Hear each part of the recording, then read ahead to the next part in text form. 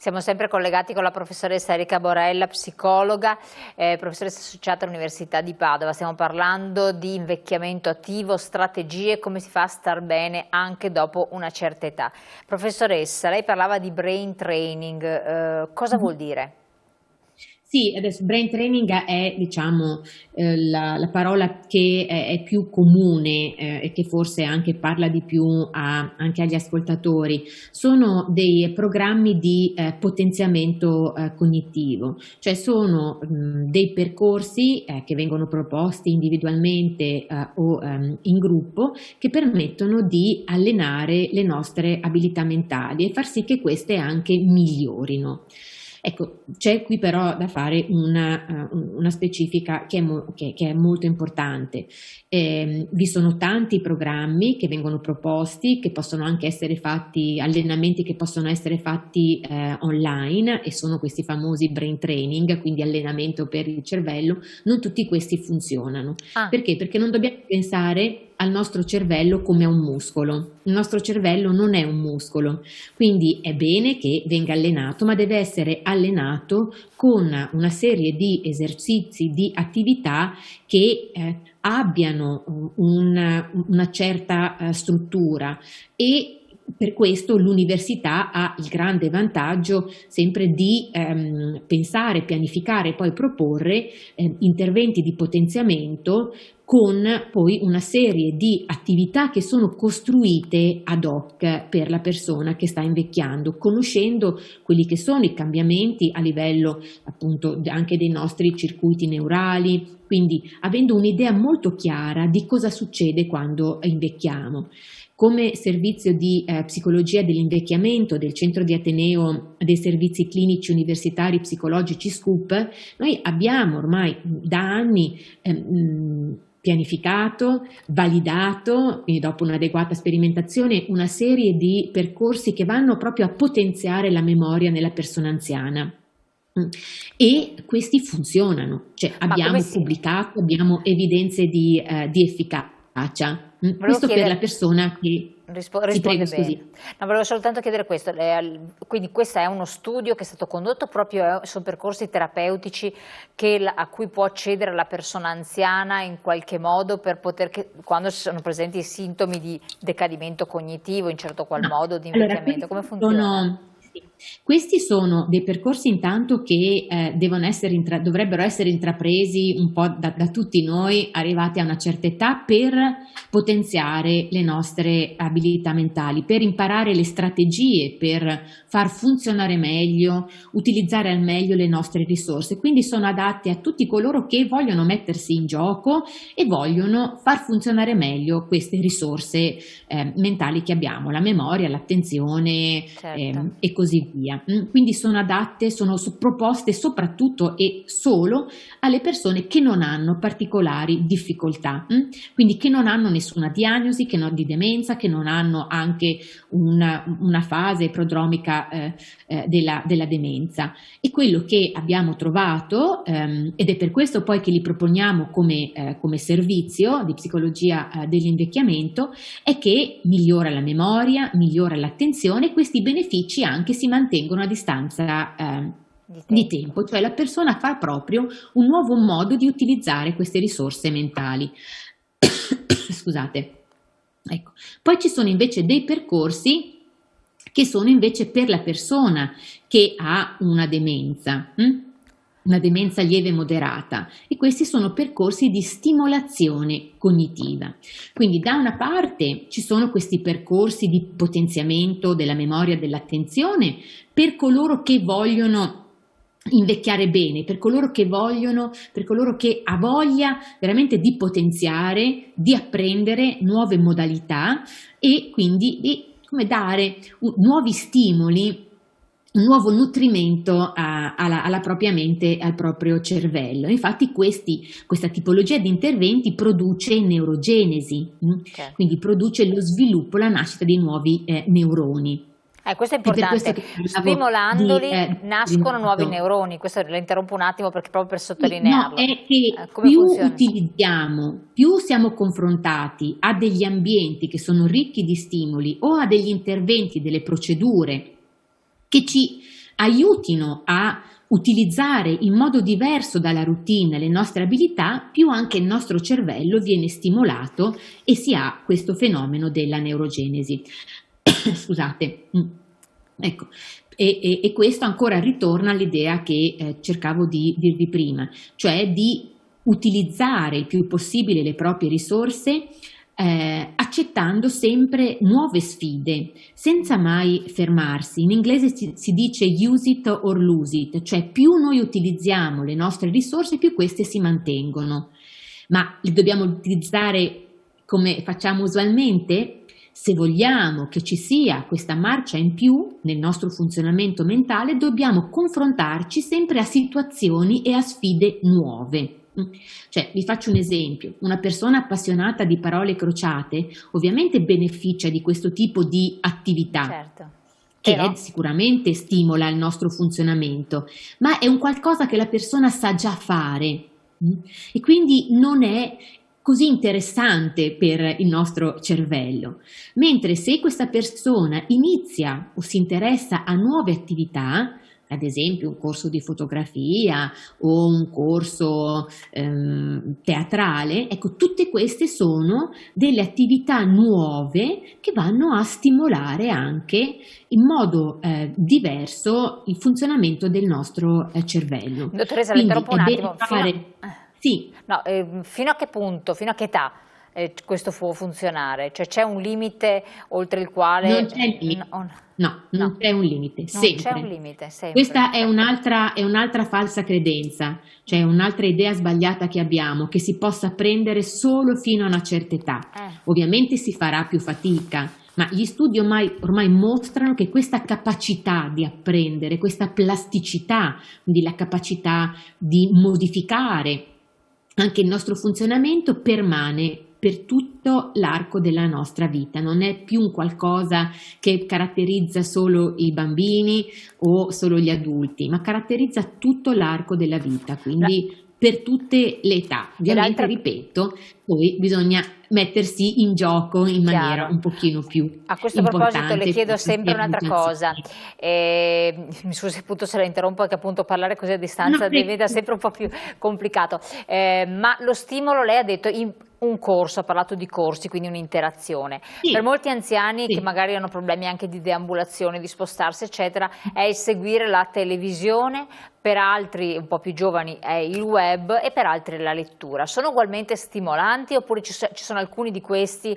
che sono troppo passivizzanti, quindi non danno uno stimolo sufficiente? Cioè il guardare un documentario anziché guardare un film, il seguire qualcosa sul web oppure leggere un libro o una rivista o un giornale, cosa dice lei? Cosa ne pensate voi? Allora, piuttosto che non far nulla, qualsiasi cosa che si fa sicuramente è positiva, appunto perché implica in qualche modo l'attivazione o l'attività delle nostre risorse mentali. Più chiaramente queste attività ci vedono attivi, vedono la persona come un agente attivo, più queste anche sono poi funzionali e sono poi anche adatte per promuovere questo invecchiamento attivo, per preservarci da un eventuale invecchiamento patologico.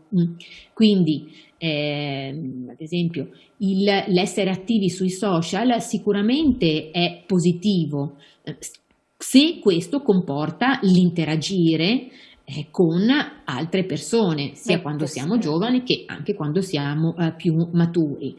Il passare il proprio tempo davanti alla televisione in modo passivo sì, può essere un'occasione per rilassarsi, ma deve essere chiaramente contenuta nel tempo. Ecco, nell'invecchiamento purtroppo il fermarsi, l'aspettare, il riposarsi troppo non è così funzionale per invecchiare bene. Quindi sforzarsi, sforzarsi. Sì, è sempre il mettersi in gioco, è il fare prevenzioni, il partecipare a screening, il capire come sta la memoria, come sta l'attenzione, il partecipare anche appunto in università, al servizio SCUP, come vi dicevo, lo facciamo. di partecipare a gruppi con altre persone di pari età che portino appunto a imparare nuove strategie per tenere allenata la propria memoria, perché molto spesso le persone non hanno le strategie di memoria che permettono poi anche di ricordare meglio e di evitare che il proprio nipote dica: ah nonno, come sei smemorato, stai perdendo la memoria. Quindi noi abbiamo, ci sono questi strumenti, e prevenire ritarda, allunga, anzi vediamola sempre col bicchiere mezzo pieno, allunga di 5 anni questa anche speranza di buona vita, di buon invecchiamento. Questo per la persona che non ha particolari difficoltà.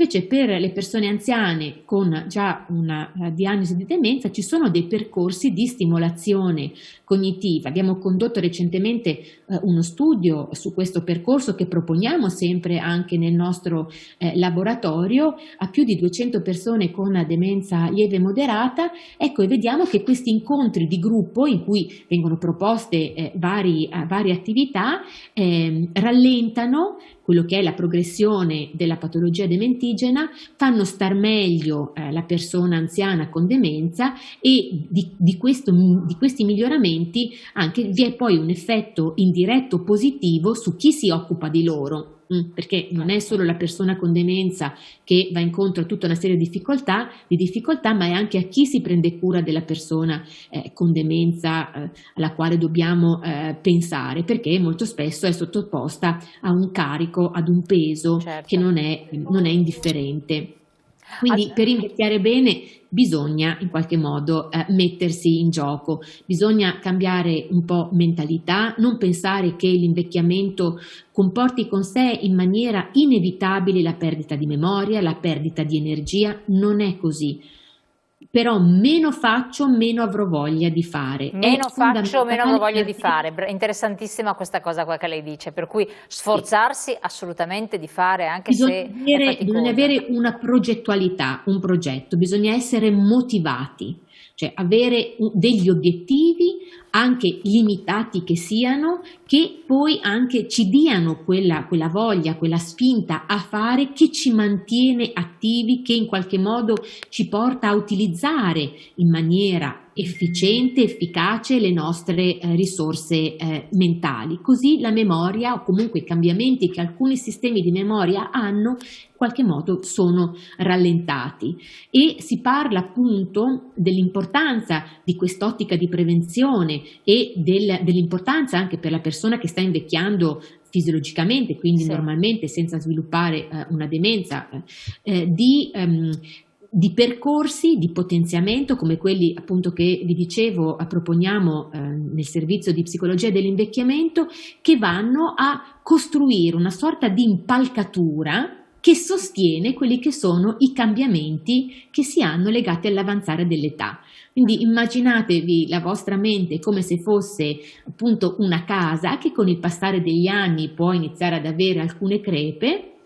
Ecco, se vogliamo evitare che queste crepe diventino sempre più profonde e vadano a intaccare tutta la casa, allora aderiamo a questi programmi di potenziamento cognitivo, perché costruiscono l'impalcatura che sostiene e che permette di ristrutturare in modo funzionale la mia mente, sempre avendo presente che c'è questa capacità di apprendere, di potenziare le proprie risorse, ma dobbiamo prima di tutto sapere che ci sono anche queste abilità che devono essere curate, devono essere monitorate da ovviamente dei professionisti. Questo è un altro aspetto importante, cioè persone che siano esperte in psicologia dell'invecchiamento, che abbiano seguito un master in psicologia dell'invecchiamento e della longevità o altri percorsi simili, che sappiano chi hanno di fronte, che cosa vuol dire invecchiare, che abbiano una visione corretta e adeguata dell'invecchiamento, e che permettano poi anche alla persona anziana di essere consapevoli e sempre più convinti che tutto dipende dalla persona stessa, che appunto l'invecchiamento non è solo perdite, ci sono anche delle competenze che sono acquisite, la persona anziana può anche e dovrebbe soprattutto interagire con i giovani per passare delle buone prassi rispetto a come vivere bene. Ecco, c'è un paradosso molto bello, mi scusi, finisco questa frase e poi, perché dopo, un paradosso molto bello nell'invecchiamento, che è il paradosso del benessere. Cioè ormai tutti gli studi mostrano come la persona anziana riporti più benessere psicologico dei giovani adulti. E questo perché? Perché, come vi dicevo, uno degli aspetti di guadagni, come vengono chiamati tecnicamente, si ha con l'avanzare dell'età, è questa maggiore regolazione delle emozioni. Le persone anziane sanno controllarsi meglio, sanno gestire meglio le proprie emozioni, si sforzano di vedere e quindi riescono a vivere meglio più positivo delle situazioni. Chiaro.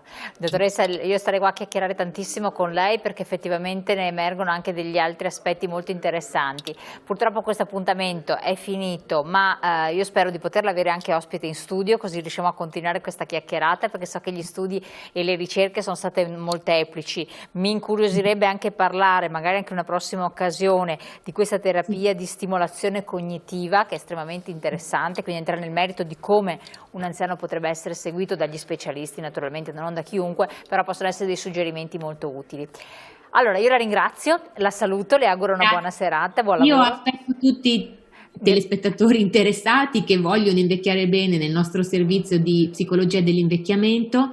Facciamo prevenzione, facciamo potenziamento, perché si può invecchiare bene. Questo è importante. Possiamo vivere longevamente rimanendo attivi, rimanendo felici, percependo e mostrando anche un certo ottimismo e contribuire, questa è una cosa di cui sono convinta, cioè che la persona anziana sia un valore aggiunto per la società, e auspico che la società riesca a riscoprire anche il valore della persona che sta invecchiando.